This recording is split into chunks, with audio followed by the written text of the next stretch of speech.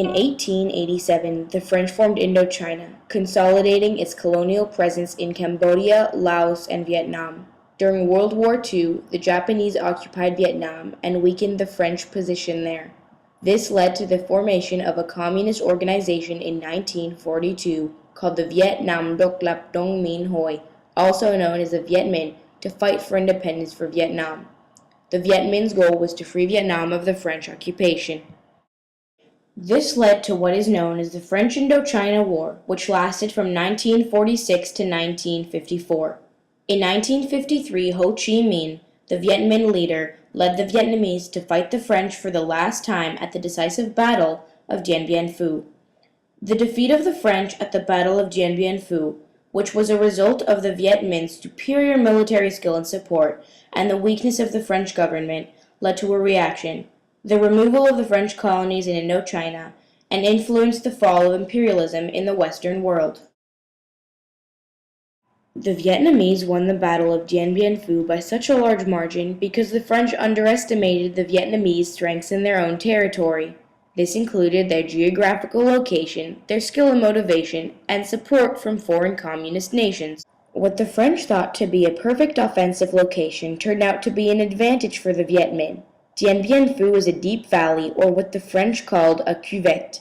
The French had chosen this location because they had planned on attacks by air, and flying supplies and men in and out using the airstrip present. However, the Vietnamese army blocked off French access to the airstrip with their artillery, and without the use of the airstrip, the French were isolated and surrounded by the Viet Minh. They were forced to use parachutes to enter and leave the valley. The valley ended up being a strong advantage to the Vietnamese because they were able to spy on the French from the top of the cuvette and monitor their every move. I don't remember a single one. Absolutely not a single one of these authorities who didn't find that Dien Bien Phu was a formidable base. It was the great land and air base. The Battle of Dien Bien Phu was fought on Vietnamese soil, which gave them a home court advantage. They were familiar with the jungles and weather they were fighting in. With an incredible amount of manual labor, they were able to transport huge pieces of artillery, supplies, and munition up mountains to use against the French. They camouflaged the equipment to transport it without it being noticed. General Vo Nguyen Giap, who had been appointed by Ho Chi Minh, took the lead of the Vietnamese army. Knowing that they had a geographical advantage, Giap moved 60% of his troops to Dien Bien Phu, but held them until they were sure of a French defeat. Under Giap, the Viet Minh dug trenches all around the French strongpoints. With these trenches, they moved closer to the strongpoints until they were able to open fire on the Beatrice strongpoint. After this, the Battle of Dien Bien Phu turned into a siege.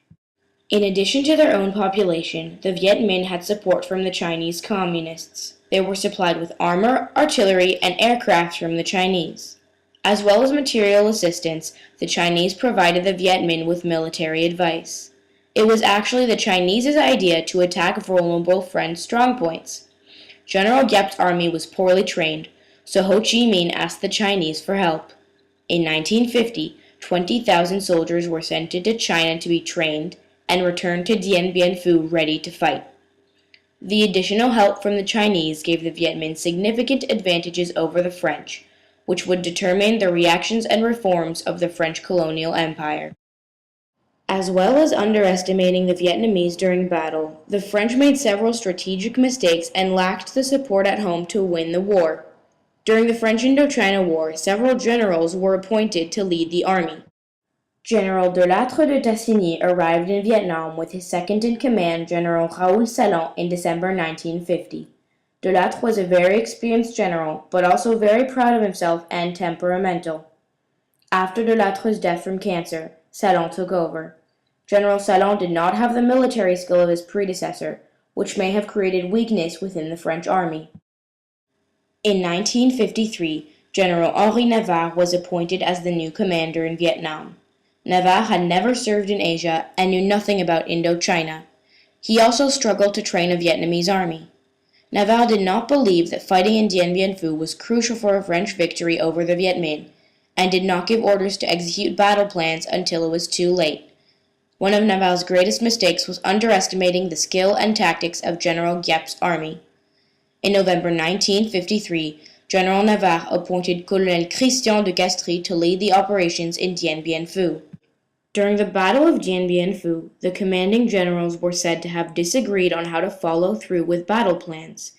When Navarre asked Coligny to send troops from the Mekong Delta to Dien Bien Phu, Coligny resisted the order for a long time.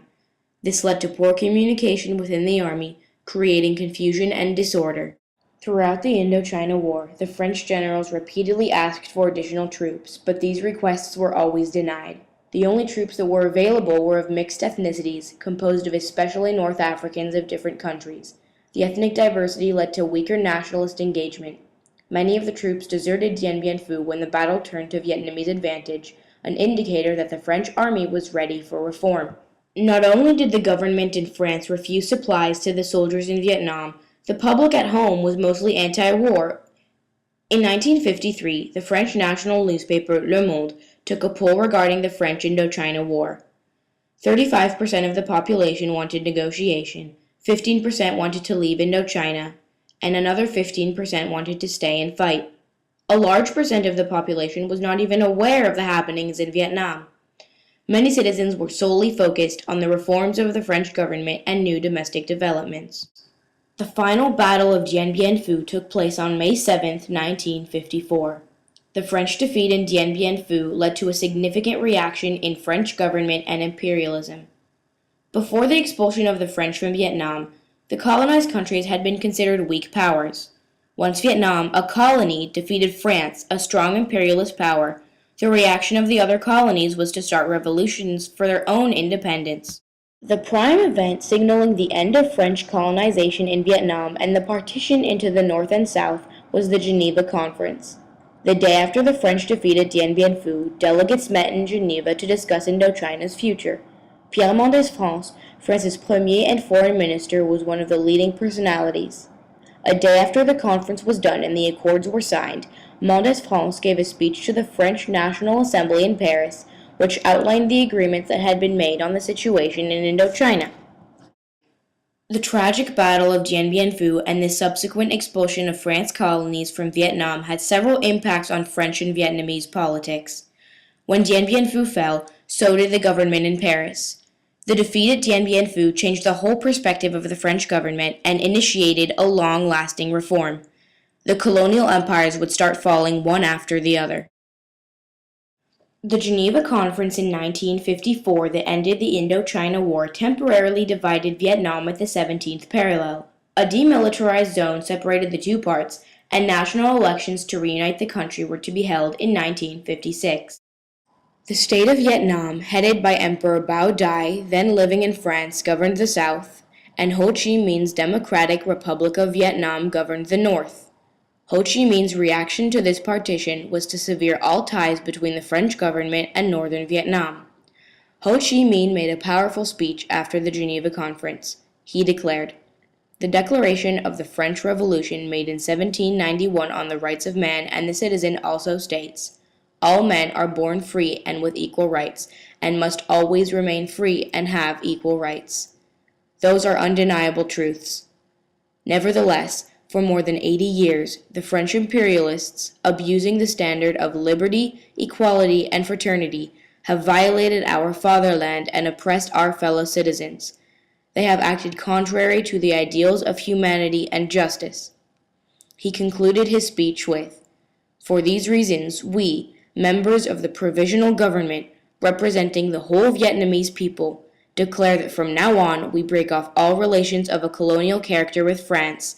We repeal all the international obligation that France has so far subscribed to on behalf of Vietnam, and we abolish all the special rights the French have unlawfully acquired on our fatherland." Although this was only the beginning of a much longer, dreadful war in Vietnam, the Battle of Dien Bien Phu caused a chain reaction to end imperialism across the Western world.